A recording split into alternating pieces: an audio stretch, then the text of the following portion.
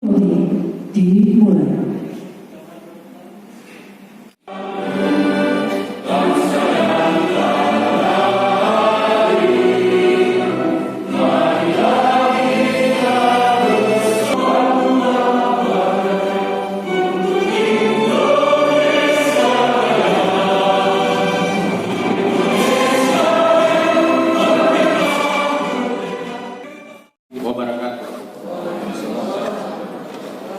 Salam sejahtera untuk Kabupaten Pohuwato atau yang mewakili Forum Koordinasi Pimpinan Perangkat Daerah yang diikuti secara online, Bapak Sekretaris Daerah serta asisten dan staf ahli.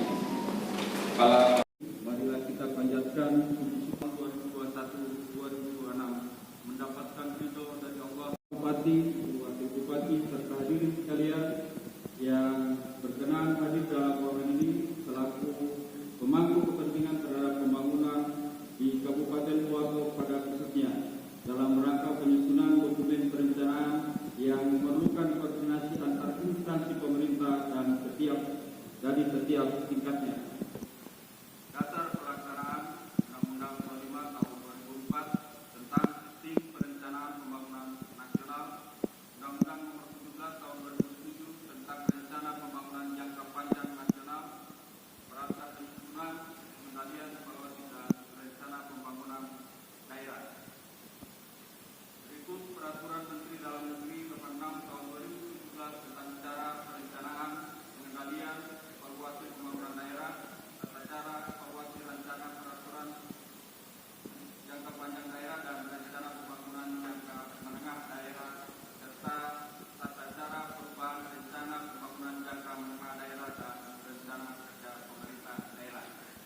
Yang kelima adalah Peraturan Daerah Provinsi Gorontalo Nomor 3 Tahun 2009 tentang rencana pembangunan jangka panjang daerah Provinsi Gorontalo. Keenam, Peraturan Provinsi Gorontalo Nomor 8 Tahun 2017 tentang rencana pembangunan jangka menengah daerah Provinsi Gorontalo. Rangkaian forum perangkat daerah kabupaten, forum konsultasi publik, kemudian dilanjutkan dengan musrembang tingkat desa dan tingkat kecamatan, dan pada saat ini musrembang KPD Kabupaten Pohuwato.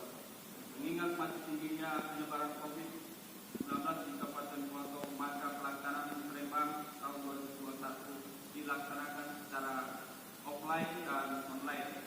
Adapun waktu pelaksanaan kami hormati yang mewakili unsur DPRD Kabupaten Pohuwato, yang kami hormati Pak Sekda bersama seluruh jajaran pimpinan perangkat daerah, Ibu Asisten, apa saja yang menjadi prioritas tahun pertama secara full dari visi misi SMS.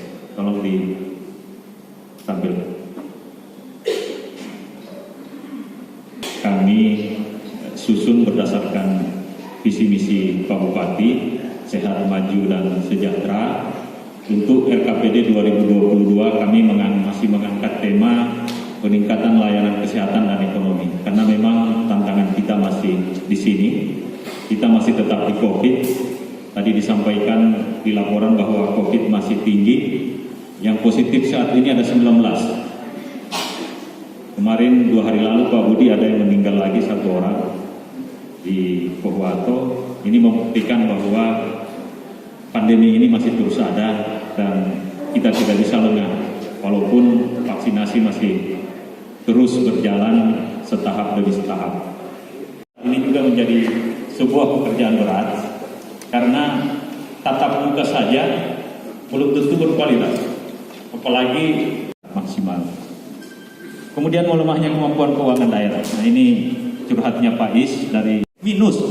Jadi tadinya tinggi sekali, DP jatuh itu langsung ke dalam tanah. Karena dia melewati tanah, artinya minus itu kan melewati garis nol. 2021 kita berupaya yang 20 gratis yang dijanjikan oleh Pak Bupati itu pelan-pelan sudah mulai dijalankan, dan 2022 insya Allah full dijalankan.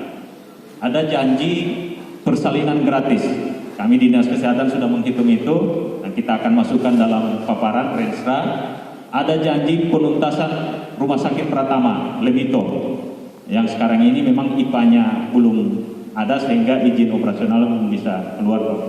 Kan konektivitas itu yang kami sudah jelaskan tadi, isu air bersih ada di dalamnya, termasuk isu digitalisasi yang dijanjikan di 20 gratis, itu sudah masuk di sasaran yang pertama.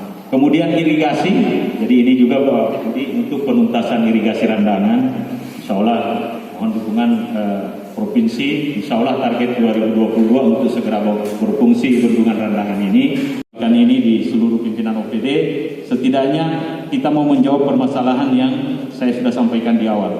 Di sini seluruh janji itu sudah ada, kami sudah masukkan termasuk pupuk bersubsidi, termasuk pupuk gratis masuk di situ, termasuk UKM per desa. UKM per desa minimal 1 maksimal 2, tapi tentu kriterianya nanti diatur oleh teman-teman dari Perindakom. Kinerja pemerintah daerah dan DPRD, tentu kita mempertahankan prestasi yang sudah ada. Alhamdulillah di tahun ini kita kembali masuk 10 besar nasional nominator PPD. Kita perlu tepuk tangan untuk kinerja kita semua. Memastikan seluruh ini ada di Renstra OPD masing-masing yang nanti sebentar akan dipaparkan. Tahun pertama pemaparan ini di 2022. Selanjutnya untuk perubahan anggaran kita akan juga sedikit kita sesuaikan dengan kemampuan anggaran yang ada. Next, laporkan sengaja kami mengambil waktu di seluruh stakeholder yang ada di pembukaan sehingga setidaknya kita sudah ada gambaran bahwa apa yang akan dilakukan oleh pemerintah daerah di 2022 sudah ada rancangannya, hanya tinggal menunggu yang nanti dihitung oleh teman-teman keuangan. Kalau misalnya rancangannya ini ada di 1 triliun, tiba-tiba uangnya hanya 500 miliar, berarti banyak lagi kegiatan yang luka pangkas. Jadi seperti itu teori perencanaan dan penganggaran. Demikian. Bersama Ibu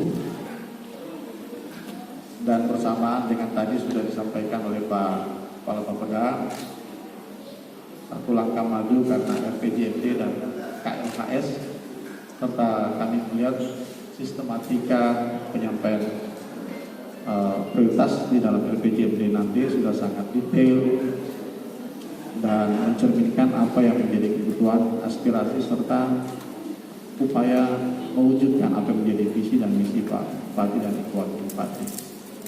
Kami tidak ragu kalau Pewato Pak Bupati, pengalaman kita 2 kali Pewato ini masuk dalam nominasi penghargaan pembangunan daerah.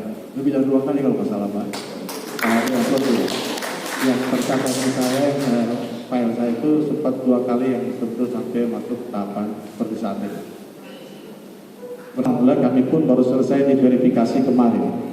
Jadi kami alhamdulillah juga setelah 2017 kita meraih 3 predikat sekaligus. Kategori 3 untuk perencanaan progresif. Kemudian kategori 2 ada dulu masih per kategori, sekarang tidak ada lagi per kategori Pak Bupati, tapi hanya 1. Nah itu yang semakin beratnya di situ, karena disamaratakan antara kita di daerah timur yang memang sumber daya anggarannya terbatas, sumber daya pimpinan OPD yang hadir pada kesempatan lalu memanjatkan rencana kerja pemerintah daerah tahun 2022.